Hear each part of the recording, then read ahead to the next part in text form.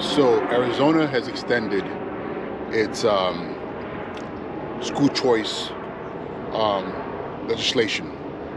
Um, and this is very interesting because a lot of people are saying that this is the model for the rest of the country. Spaces where families have the choice of schools, absolutely. Meaning whatever monies that is earmarked for your for the per pupil cost of educating a child, that can go straight to the families. So if you choose to put your child in a public school, that's your right. If you choose to move your child out of a public school and put them into a charter school, that's up to you.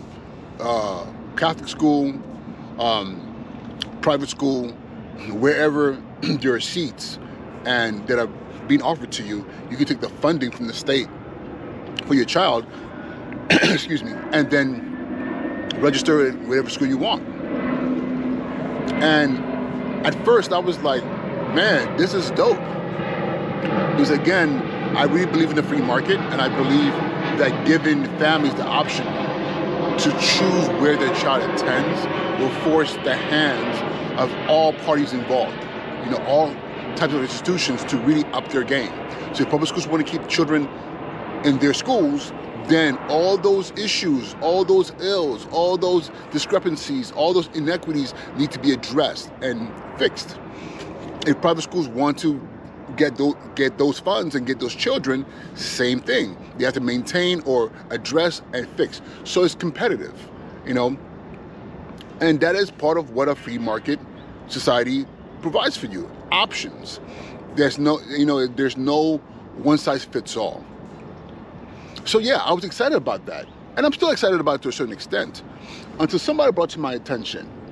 Now, by this being the case, wouldn't that now create a whole new industry of, maybe not industry, but it is industry within itself, but create an entry for unscrupulous characters to come into education?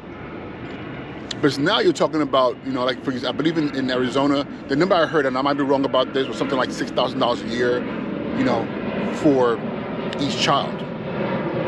So now, if you look at that now, and obviously you're saying, wait a minute, I can get $6,000 a year for each child, and if I throw in grants and other funding sources, that number could really multiply. 100 kids at 6,000. I do my math, 6, add another zeros. Now you're talking about $600,000. You can get to start your school. Or start a school. If you have 200 kids, that's 1.2 million, per year. And if you find the right building, the right situation, you hire the right staff, you could, see what I'm saying? It becomes a conversation of establishing a business, and with the children being the product, right? And that's what schools already are. I'm sorry. If people want to not accept the fact that a school is a business. You have operating costs. Your profit margin is not measured in cents and dollars. Is measured in success and achievement and students graduating. But still, there are dollars attached to the process of educating children. So that is the fear. Because now, if this is going to be an open season, like anyone can jump into the fray of creating schools to capitalize on student choice and family choice in schools, we're talking about millions of dollars that all of a sudden people are going to be fighting for. Outside of the already established institutions, they need to get better. They need to be improved upon. Now you're going to have all kinds of people jumping into the game, and yeah, some of those people are going to be well-meaning. You will find teachers teachers or teacher teams or administrators saying, you know what, maybe I can do this better with my experience working in private schools or public schools or charter schools, and start something that addresses a need that the market right now is not addressing, or at least the school system is not addressing.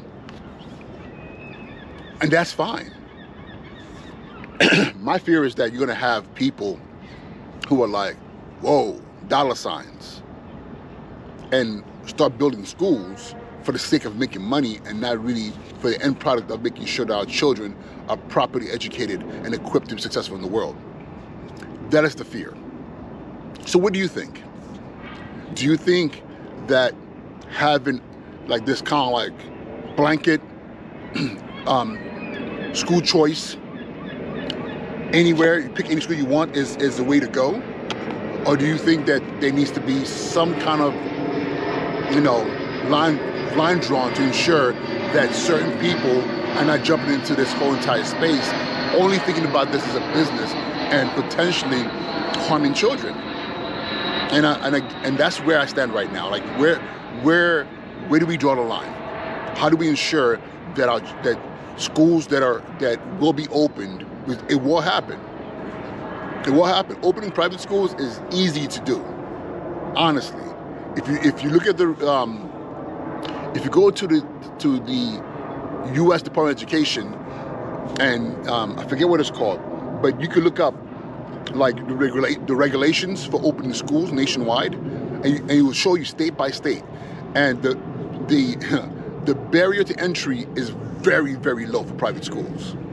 So it's very easy, like something like this happens nationwide and from state to state, that overnight there could be schools popping up left and right under the banner of private schools.